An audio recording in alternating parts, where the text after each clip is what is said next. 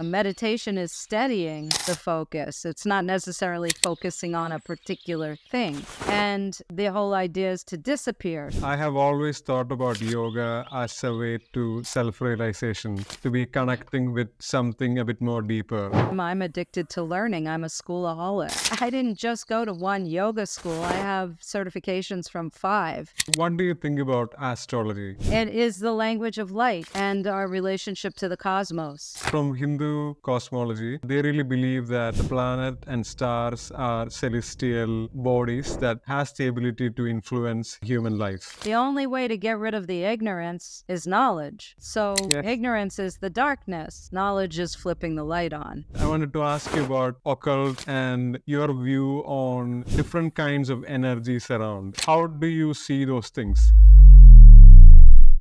This is part of Dreamer series, where we delve deep into human psychology to make sense of people. Today's guest is Ambika Devi, who has a master's in yoga and is pursuing a research in Advaita Vedanta. Please feel free to listen to her story till the end. And as you do it, don't forget to subscribe. It means a lot to me. Okay, maybe we should start from who you are. So who are you, Ambika Devi? A 64-and-a-half-year-old female living in Florida, studying Vedanta, which is Advaita Vedanta, teaching people how to tame the mind and their thoughts so that they can be happier and have better communication, not just with others, but with themselves. And my mission is to create more peace on this planet through better communication and relationships. I feel that's where things get lost in translation, and then people stop understanding each other or having compassion for one another. Okay. We'll talk much more into that as the podcast continues. So let's start from your first memory in life and build a thread from there to where you are right now. So do you remember, what is your first memory? I remember coming into this body in this world, but one of my strongest first memories or early memories is in the bedroom I shared with my maternal grandmother when I was an infant. So I remember being in my crib and her smiling down, looking at me.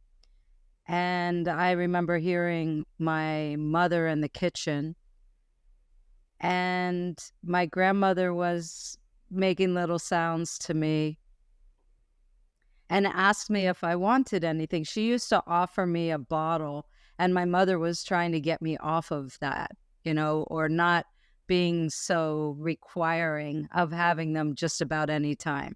She was trying to get me in more of, I guess, a regimented schedule. And I remember my grandmother leaning over and asking me if I wanted that she had how we make little words up for children. So I remember her asking and me saying I wanted Jell-O. And I remember my grandmother going down into the kitchen and telling my mother, and their laughter. And that memory just stuck heavily. I have a very clear memory. I can remember many, many things from the years in this body. I can remember things from past lives. And when it comes to studying and learning things, I have such a clear memory that it's really easy for me to learn new things. Very interesting. We should go into that topics as well. But when this is happening, when you are a child, where is this happening? Which part of the world are you in at this point, and who is around you? This was in Pennsylvania, where I grew up, in a split-level house on a little street near the train station and train tracks. So I remember hearing the trains going by, and it was on a bit of a hill. I can remember the blue convertible car my mother drove. I remember my dad riding the train to work. I mean, I can give you so many details about this, but it was in Pennsylvania, in the suburbs outside of Philadelphia. And did you have any siblings growing up, or were you the only child? I was the only child of my 2 parents, but they each had a child in a previous relationship, previous marriage. Mm. And how was your childhood? How was growing up in Pennsylvania with your parents and step sibling? It was only my stepbrother. He was 13 years older than me, so I didn't really have much of a relationship. He didn't want to really relate other than if he was forced to babysit me. My parents raised larger dogs at the time. My father was really, really interested in horses and riding. And so he started me riding even before I could walk. He would take me to uh, a place where he could rent a pony and take me on walks through the woods. And I remember singing, sitting on the pony, and the branches of the trees maybe sweeping across my forehead or my body, and singing. And sometimes he would sing. So I have very good memories. We later moved to a little horse farm, and I became a trainer even before I was a teenager. So I trained hundreds and hundreds of horses. And we had a few dogs and cats. It was a little, what's called a gentleman's farm. And sometimes we raised things like soybeans, but it was mostly about the animals. And I went to really nice school by that time. We were in a smaller, more remote country kind of a place. And so I went from public school to a large private school when we were living in the suburbs. We had 2 houses there, but then we moved out to a more remote area where there was a lot of art and theater. There was a pretty well-known theater that my dad ended up being the president of, and my mother was an antique dealer. And they were really into music and dance, and they always encouraged me as an artist. Hmm. And this is going to be a slightly broad question, but how was world back then? And this is kind of like before internet, before the phone and social media took over, right? How was living in that time? I could drink from the hose on the side of the house. I could play in the sprinkler. I played outside a lot with friends. I played in the woods and the creek.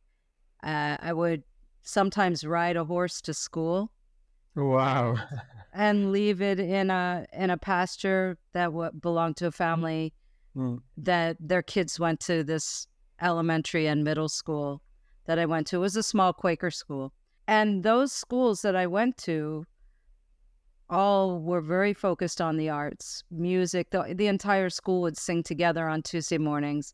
The entire school would sit in meditation for an hour on Wednesday mornings.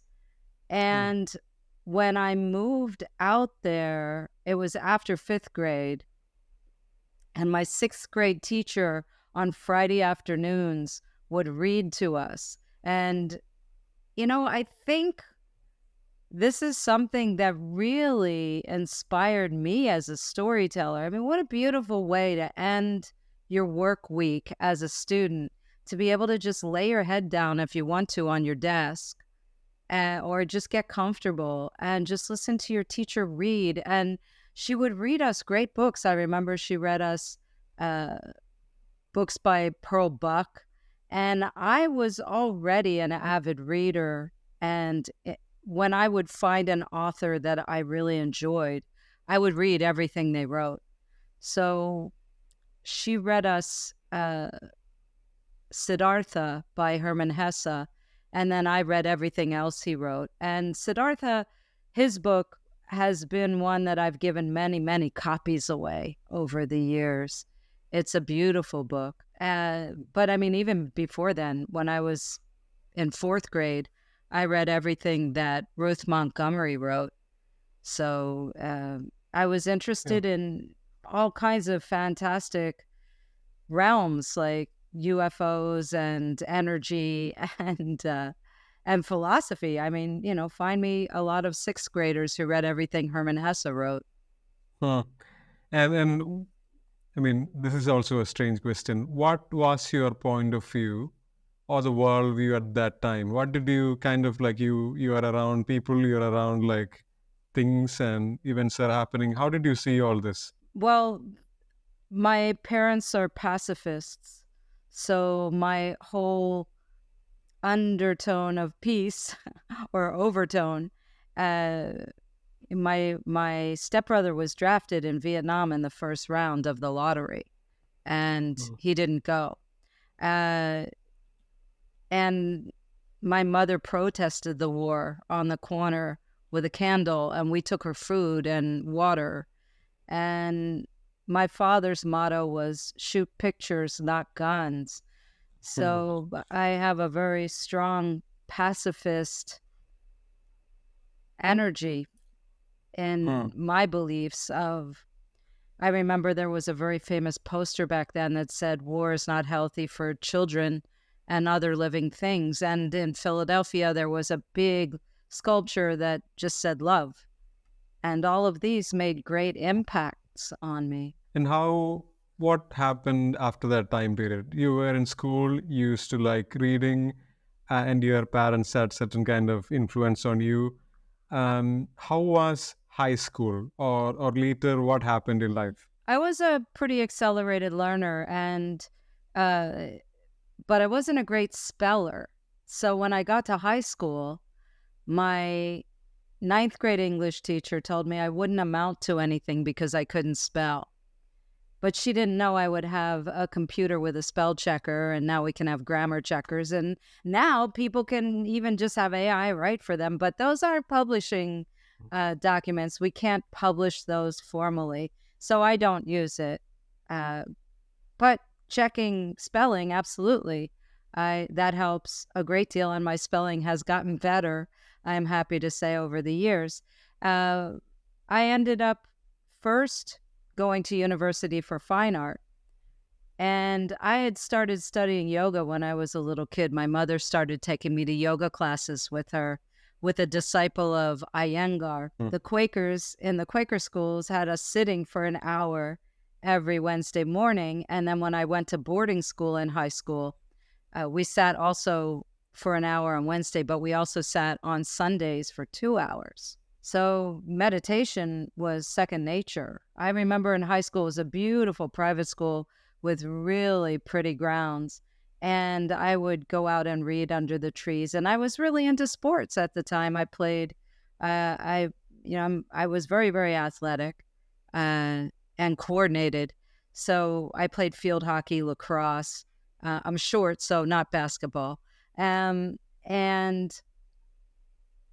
then later soccer. I switched schools for my senior year because I really didn't need very many credits. I needed one phys ed credit, and because I was always on teams.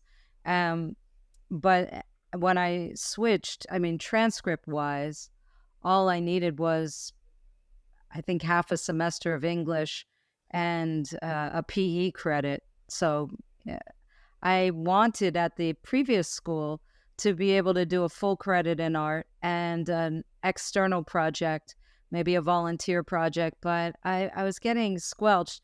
And I had taken foreign languages, all kinds of things. And I was really interested in theoretical physics, but I decided to take a complete turn on that. And I went to art school, but I continued studying the yoga philosophy, which later I ended up getting a master's degree in. And I've been working on a PhD for 12 years. Well, and so after high school, you went to art school, right? Mm-hmm. How was the experience then? So, what That was your was much experience? different. I moved to Center City, Philadelphia to go there. And so that was a completely different feel. Even though I had lived in a boarding school, living even in a dorm at college was different. And then after the first year, I ended up renting an apartment with other students. And then I became the house mother and rented a house. I stayed on for an extra year because I got a teaching degree also. And after that, I moved back.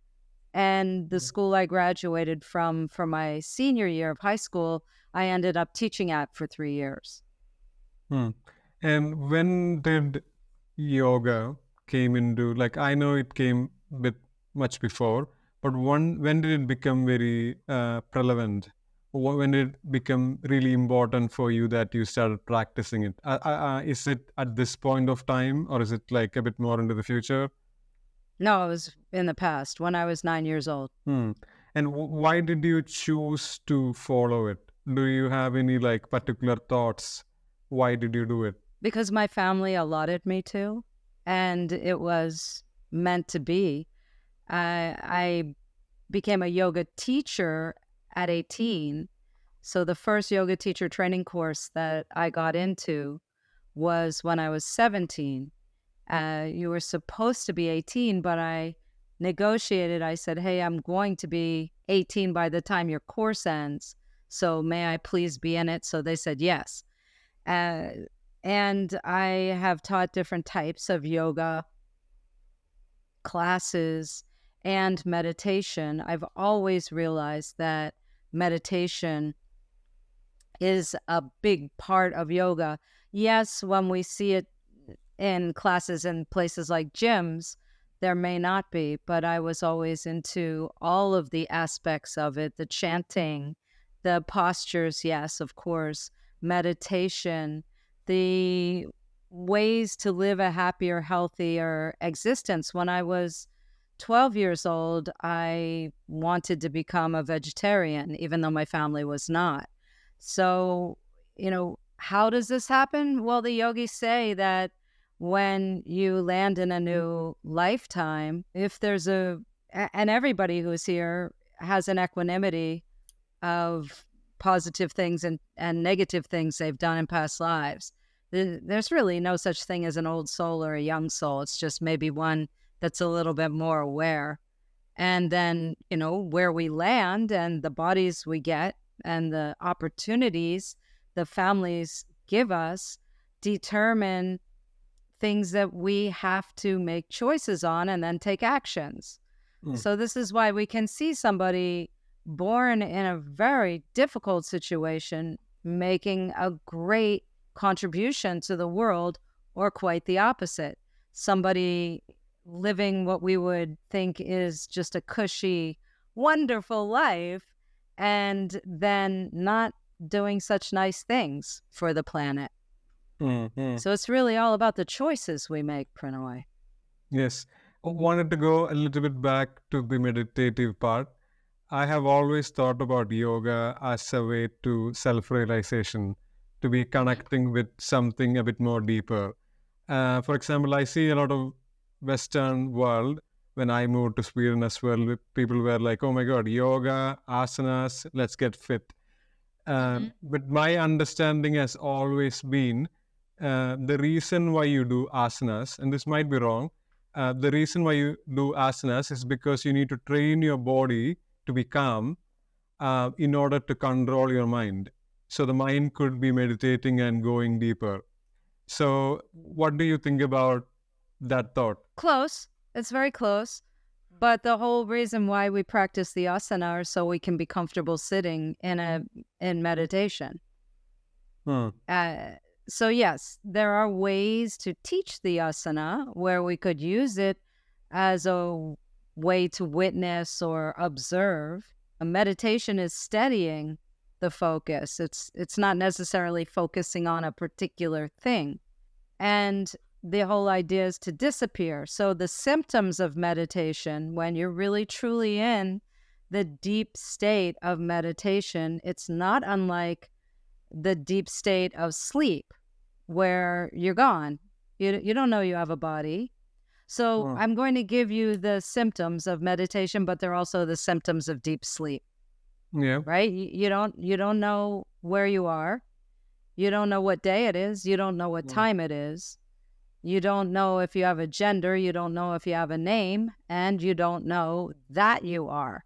Now, by that you are, what this means is that you lose the idea of what's called the little I, or the little self with a small s, where we are acting through the ego.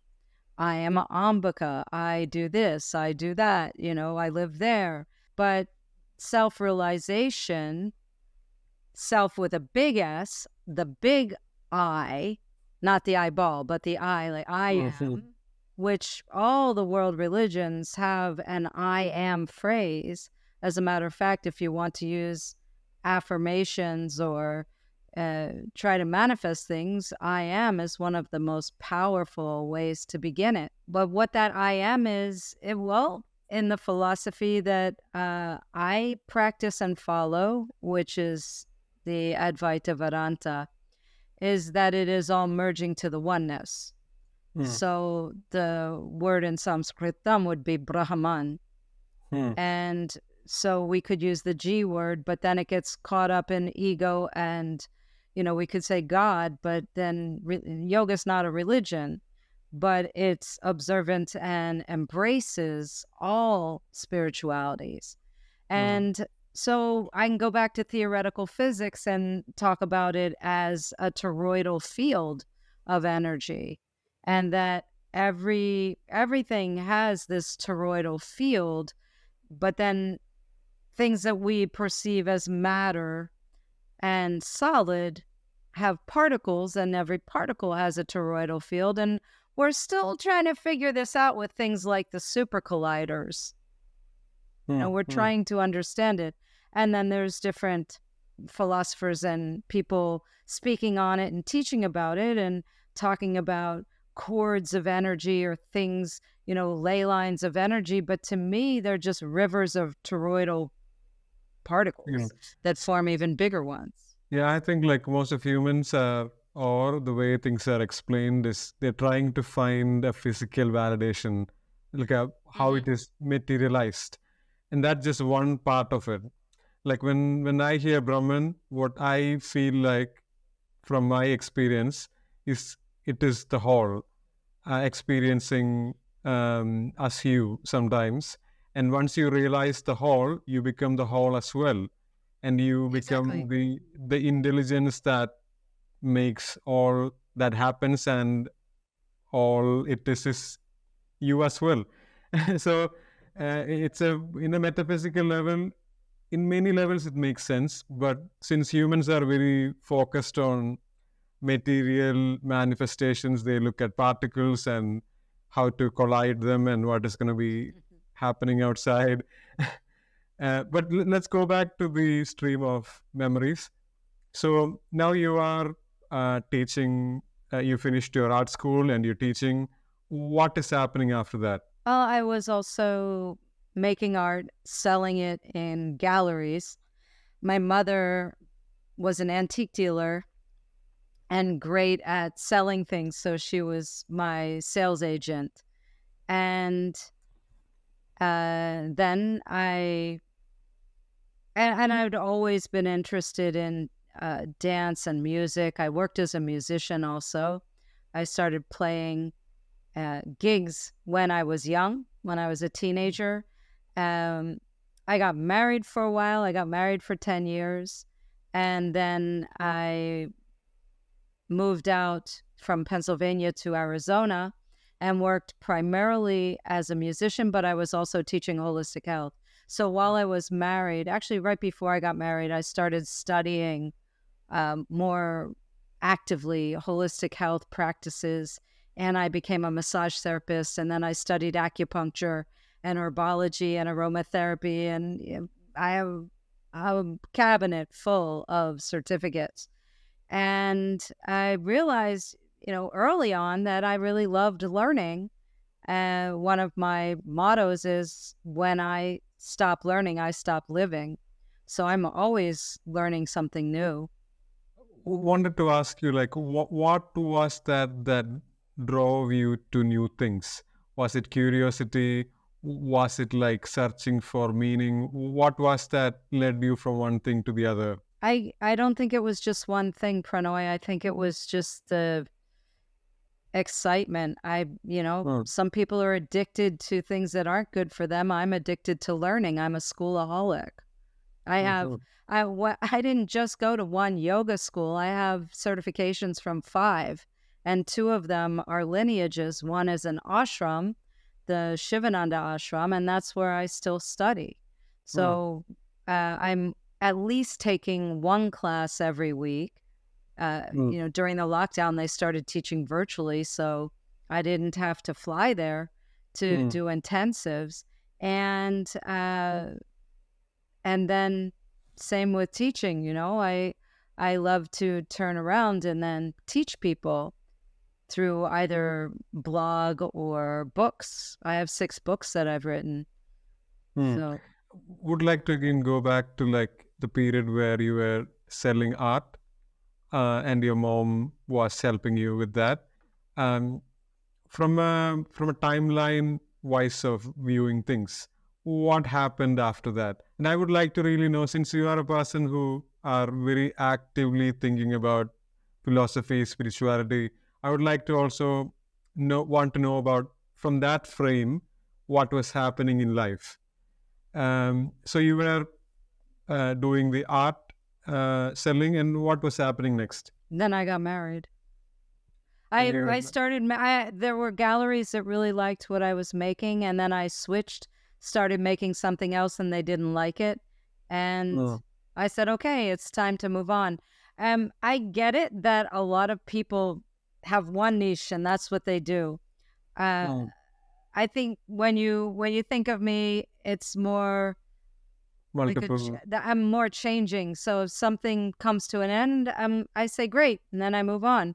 Maybe at some points I was making things out of clay, and then I was making things out of, maybe I was painting, or maybe I was making things out of paper. I showed you something I made out of Lego. I'm fascinated with portraits. I've done a lot of drawings with color pencils of portraits, and I find the act of making art a meditation.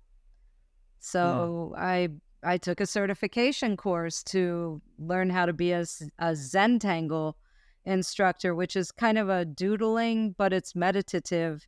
And it's a great way for people who are really in their left brain to participate in something creative and to make some art. And when people say to me, I'm not creative, I don't have a creative bone in my body, I say, wait a minute, did you play with blocks? Did you ever build a house out of cards? Did you ever play with Lego? Lego is great for this. If you like to follow schematics, my goodness, the books are really thick now. Back when I was a little kid, there weren't many suggestions about what to build.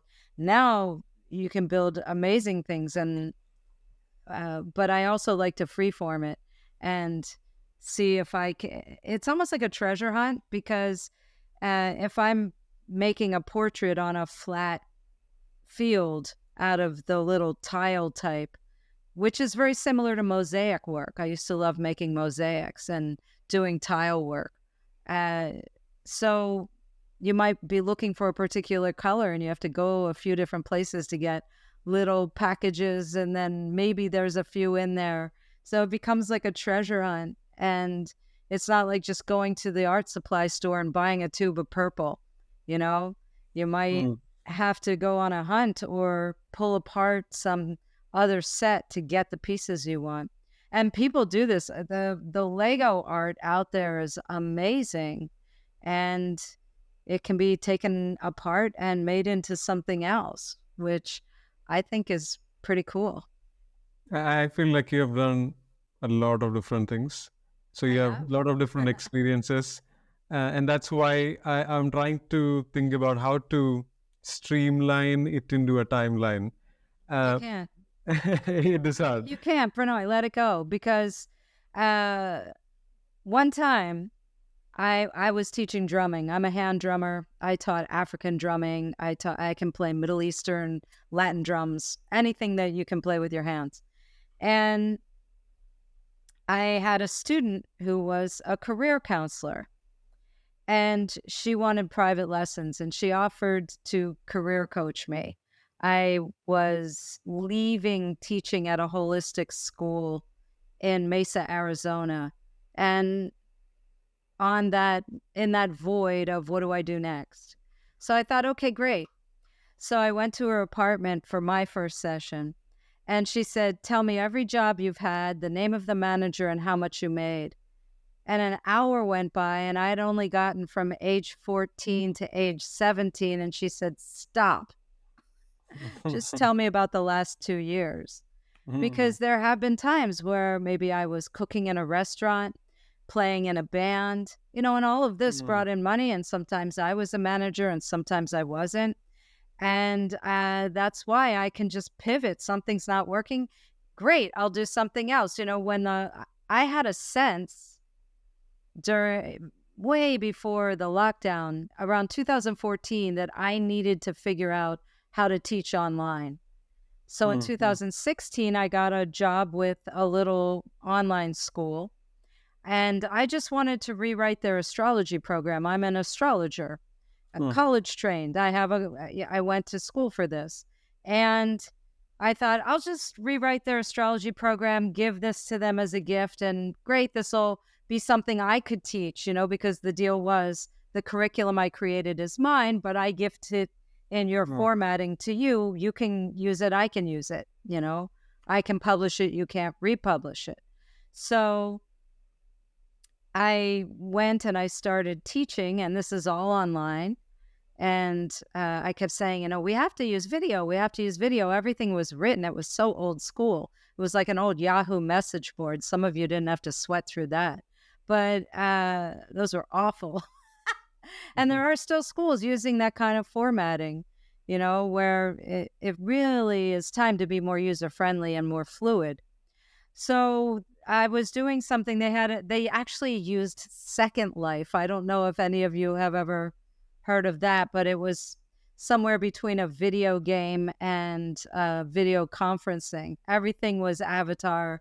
It looked like video game. You would build your being that represented you, and you could build environments, and it was fun. I enjoyed it. And the school said, hey, we really like what you're doing on the virtual campus. So would you like to teach some classes? So I took on some classes, and I said, these really need to be rewritten. So I rewrote them. Then I became the dean of that department. It was the psychic arts department. This was a school of wizardry. And yes, they were teaching a lot of things. They wanted me to be the dean of healing. And even though I had taught so much holistic health, I said, no, I don't want to do that. And I certainly don't want to do that virtually. But give me the divination department, and they couldn't. So they gave me the psychic arts department because they had split apart metaphysics into all the different components.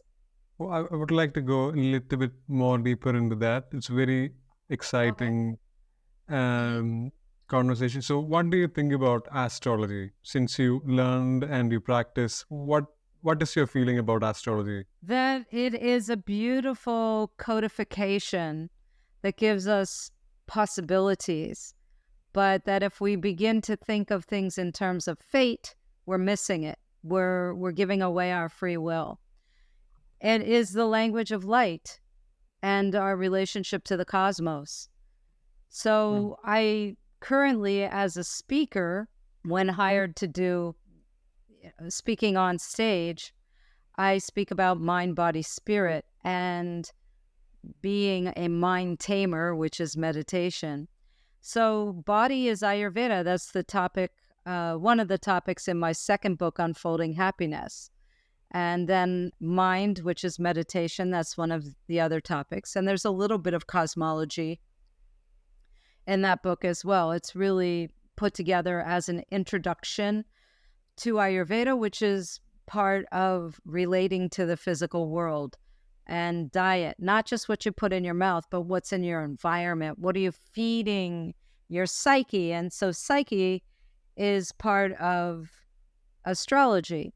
And astrology is the spirit part of mind, body, spirit.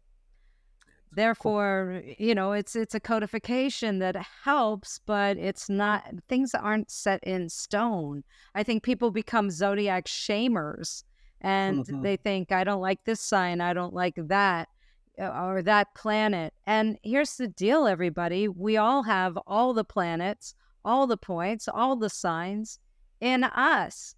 Some are awake, some are sleeping, some are dormant, some might be dead, some may not come forward or resuscitate until later. Some may not. And we have to understand this. There are so many cookie cutter, fortune cookie ways to try and describe it. I wrote for newspapers for a while. That was one of my jobs. Magazines. I was a call-in astrologer on radio shows. And, that it's fun, but writing zodiac and horoscope, no, boring for me, because there's a formula of how this is done. And then you are only focusing on a teeny bit. And without looking at an individual's chart, to me, it's almost nonsense. Mm-hmm. Yeah, I feel like from Hindu cosmology, they really believe that the planet and stars are celestial bodies that has the ability to influence human life or any kind of life. Oh, they do. I mean, there are periods that we can see. That is very true. So, and I know that there is temples for example, Saturn back home where they pray, because Saturn is the god of karma. He has the power to purify you when something happens. So there is like the specific temples that I have been to long back in India, where they have rituals done for very specific things to be done. And they are not always typical goddesses or gods from the Vedas. They could be planets, specific planets. So I have always been very interested in cosmology and how does this planets influence human life. But do you see it the same way? Or do you see it like... Sure, absolutely. In Ayurveda, there are 3 doshas. And these relate to the 3 gunas, which are the qualities of nature.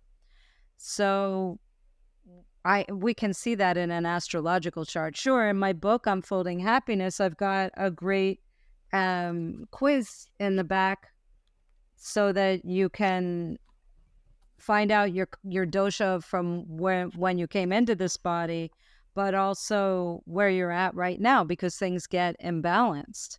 They get knocked out of whack. But the skilled astrologer can see this in your chart. It's always nice to have the backup of, and people are going to trust it more if they take a quiz. And there are lesser quizzes and more involved quizzes, just like for anything. We definitely can see propensities and personality, but you can't just define it by the lagna, which is the rising sign, or just where the sun is, or just where the moon is.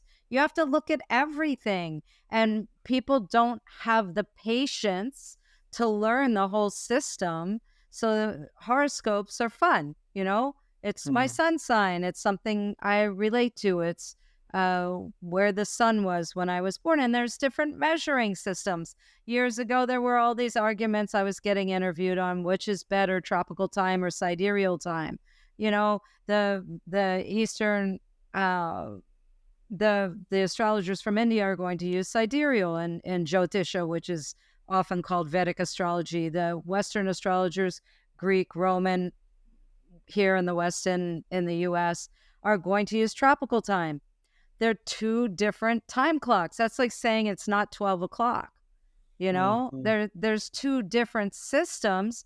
In Jyotisha, Vedic astrology, all the planets are masculine, all the stars are feminine. In tropical astrology, not so. So you have to understand the mythology. So my answer to all of this, which is better, this is, it's not the system, it's who is interpreting it. If the interpreter is making sense for you, great. If they're not, move on. Something came to my mind when we were talking about this. When a child is born back in India, astrologer comes home and writes something called Jataka, which is like a small booklet which kind of explains what the future looks like for the child. In my case, my mom used to say, they wrote a Jataka, and it clearly says, after I passed year 20, I would pass an ocean and go to a foreign land, which kind of happened. Um, like you were explaining, it has to do a lot with who is making sense, because this is kind of calculations, and you as a person also need to have some understanding about cosmology, about the different planets, their influences, and you're making good judgments on how this could play out in the future. Um, but Right. but but I wanted to ask you something else. When you started this conversation, you said like when it when you come to this body, right? Um, and you meant mostly like the soul choosing a body. Could you explain a bit more into your view on how that happens? What does the cycles look like, or whatever comes to your mind? There's a Pixar movie called Soul. They got really close to the way I see it. That's a good one to watch. And a womb comes up for rent, Mm, your mother's womb. And many souls could benefit from being born into that family at that time, with where they live, with the things that they could offer this child. And to mm, me, you are called as a soul to a space. I see it like a giant cube, and you're all stuffed in there, and you've got a dance card that has the grouping of prarabdha karmas that you want to plant the seeds of in this next lifetime, because you've bargained. And remember, I said there's an equanimity between the good and and then I'm going to say, I'm going to use the evil word. We could say good and evil, we could say positive, negative. Um, and that you're ready, willing, and able to go for it and land in another human lifetime. And so then to me, a bell rings and everybody's waving their card, just like the stock market when the bell goes off on Monday morning, and mm, trying to get the attention. And then you won. You won the lottery. Everybody's trying to win the lottery. You already won it. Make good on what you won, people. If you're not really learning and living and growing and trying to help other people uh, and being a nice person, then you might want to look at what you're doing. If you're not treating your body well, you might want to look at what you're doing. You mm. know, And how? it goes by fast. Yes, and I also feel like um, some people are destined to do bad things as well. Um, and it's more of like, I look at people as I grow older. I look at people and I see that they are put in a very a different frame. So, for example, society or the family or whatever it is, they're building them up to do certain things that might be considered wrong. And I feel like it has to do with they have to play their part in all of the creation, and like we are saying, positive and negative in a bigger framework. It's a bit more, both are needed to balance things down. So it's hard now, it's getting me hard to say that like try to do good things, because sometimes I feel like some people are born to play that part, and they are destined to do that part. So what do you feel like predestined purposes? Destiny is where you are right now. You can look back and say, everything I did led me to this destiny. There is potential from here forward. You have to make choices. You have to take actions. Think back when I was in my teens and 20s, even into my 30s. If I wanted to go on a road trip, I went to a place called AAA, and they would give me paper maps, and they would highlight a route for me. And then I would have to read the map to figure out where I was going. I wanted to go from here to there, point A to point B. But maybe there were areas along the way that I wanted to check out. So I'd take a detour. Or maybe there was an unexpected detour on the road and I had to go another way. One time I was visiting a friend of mine in Sedona, Arizona, And it was hot. It was summer. And it's hot in Arizona in the summertime and dry. And she lived outside of Sedona and in Cornville. And we wanted to go 3 different places that day. We wanted to go to Sedona. We wanted to go somewhere on Oak Creek. We wanted to visit Montezuma's Well. That's a really cool place if you ever get a chance to go there. And we kept trying to go to Sedona, and we hit a roadblock. We went one way, the bridge was closed. We went another way, there was another detour. So we had no choice. We had to go to Montezuma's Well. So we get to Montezuma's Well, and we park the car, and we're walking. And Montezuma's Well it almost looks like a crater, like a mountain crater. And there's a spring of water that then goes through a little tiny aqueduct area, and it's cool. There's trees, and you could soak your feet in the water, which is what we wanted to do because it was so dang hot.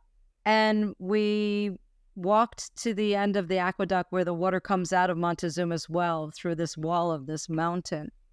And we had been there many times before. We've always had some kind of interesting or magical experience that took place. So we had trees. There were her tree, my tree, that we like to lean on. They were bent trees, and we could almost lie on them.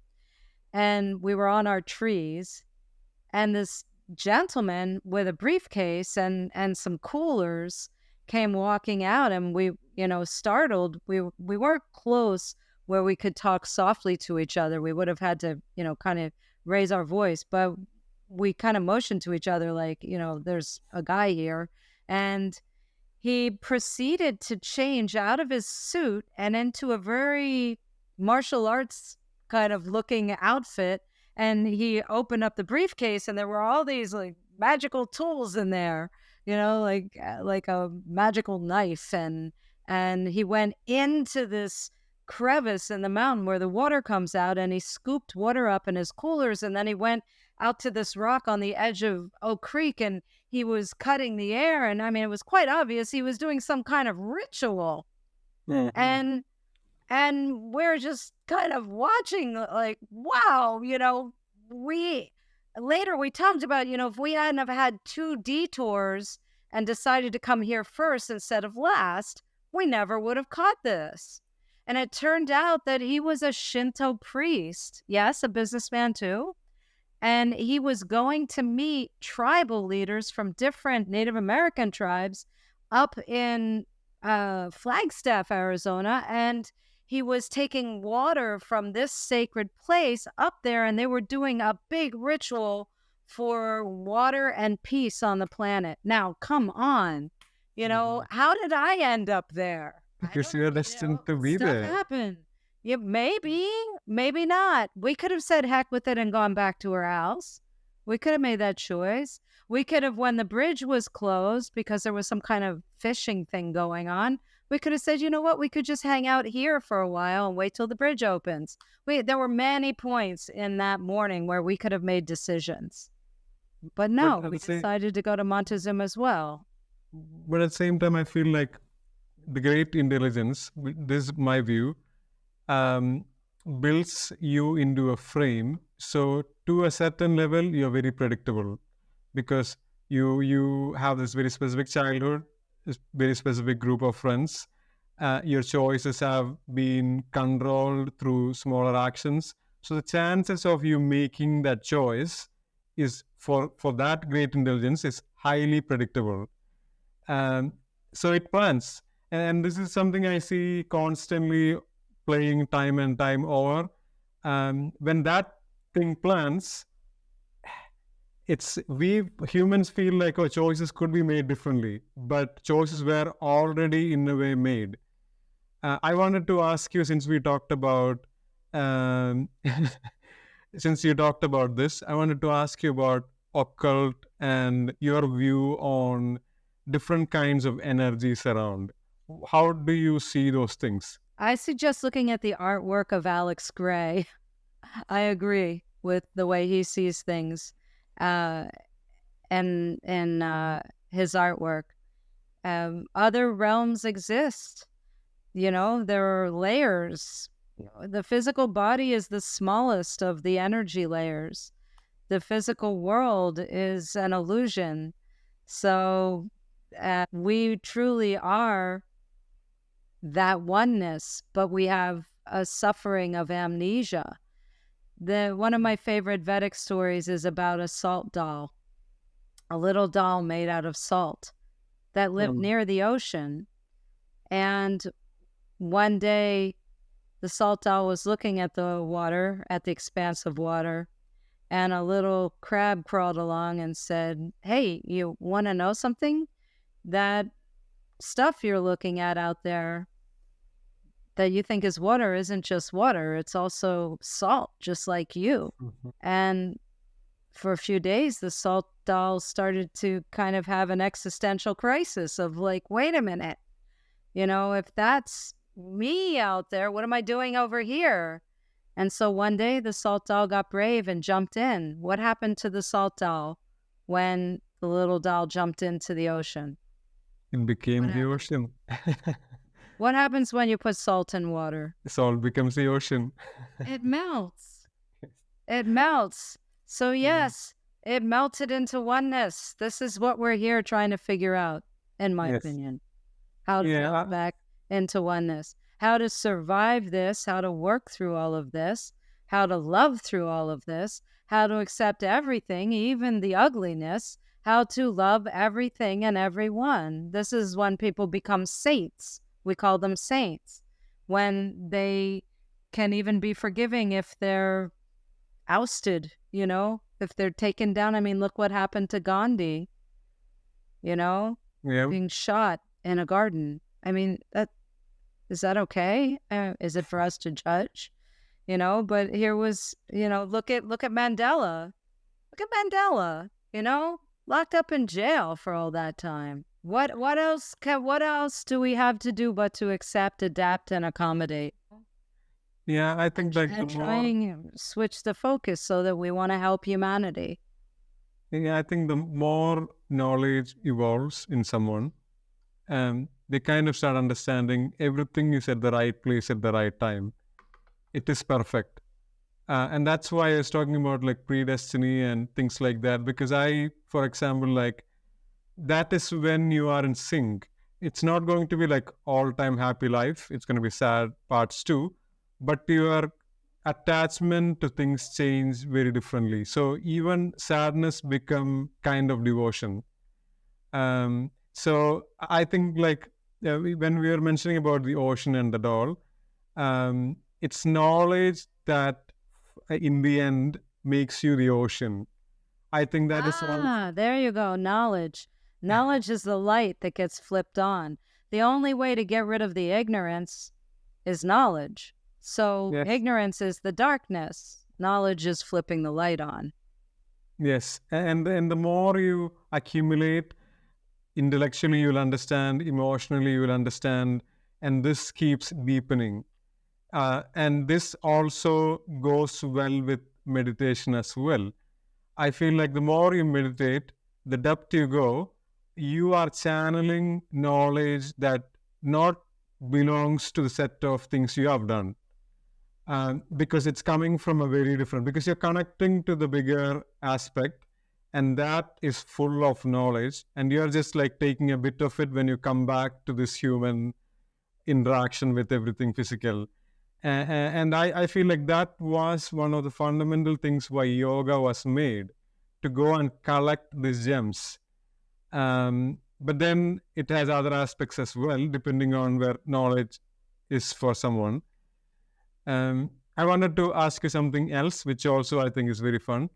What do you think about dreams and coincidences?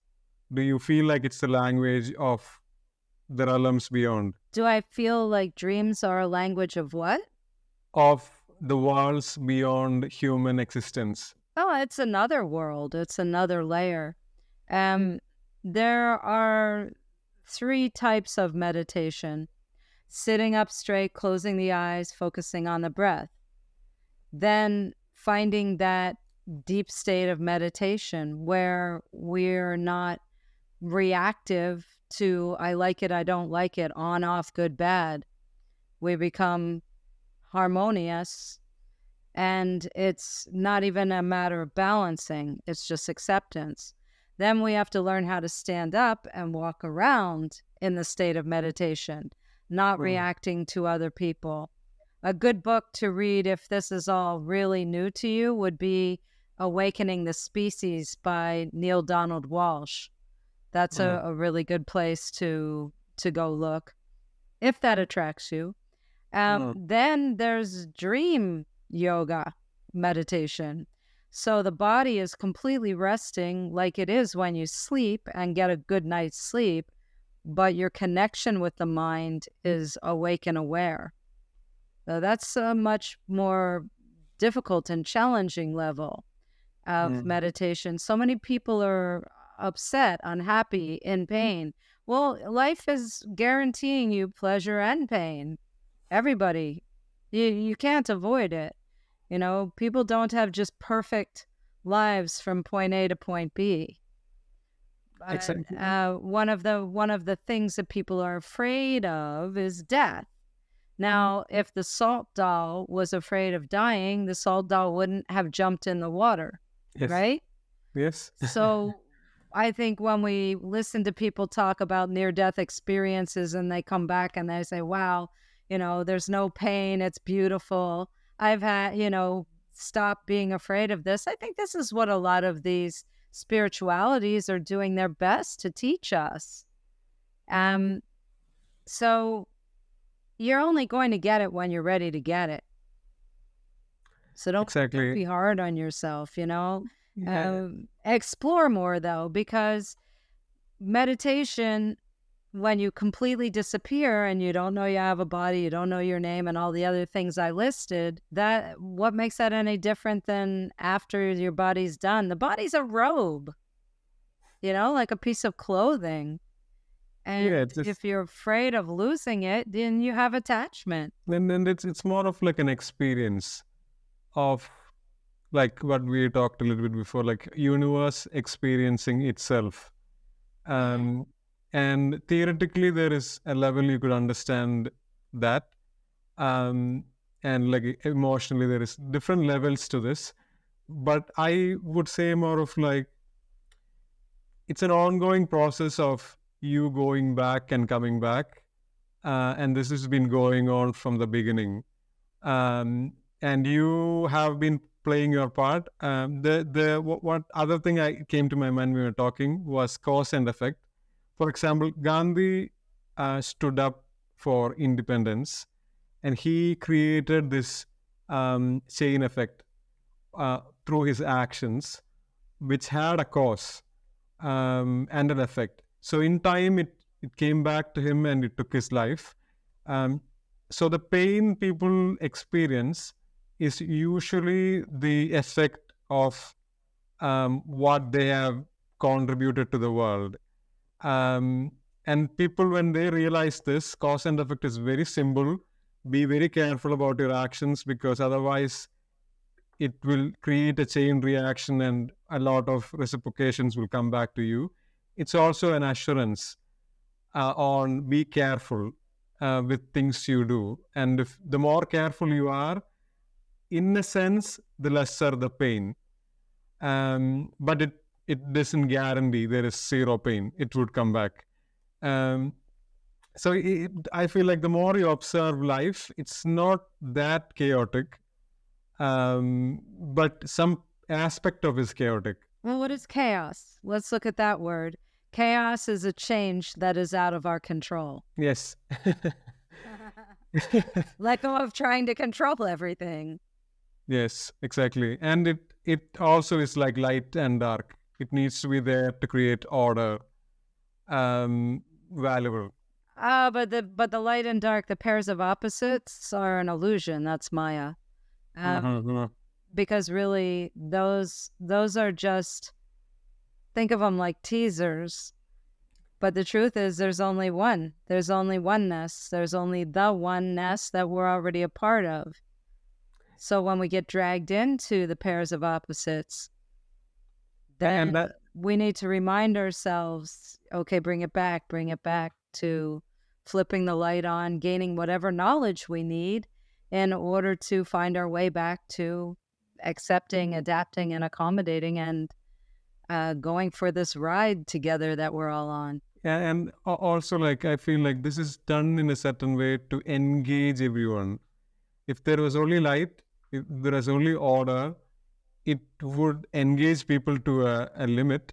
But if you want to really engage them, it should be constantly changing. Then the source or the universe itself is extremely engaged because of the change, and that creates new knowledge, new information, new future. So things are planned in a very efficient way, to say the least. But we have come to almost the end of the podcast. One last thing I wanted to ask, and I ask everyone, is that what is the future you envision for the world and for yourself in time? I hold a vision of peace on this planet. Sometimes I use the example of what will happen if a giant spaceship comes and hovers over one of these countries.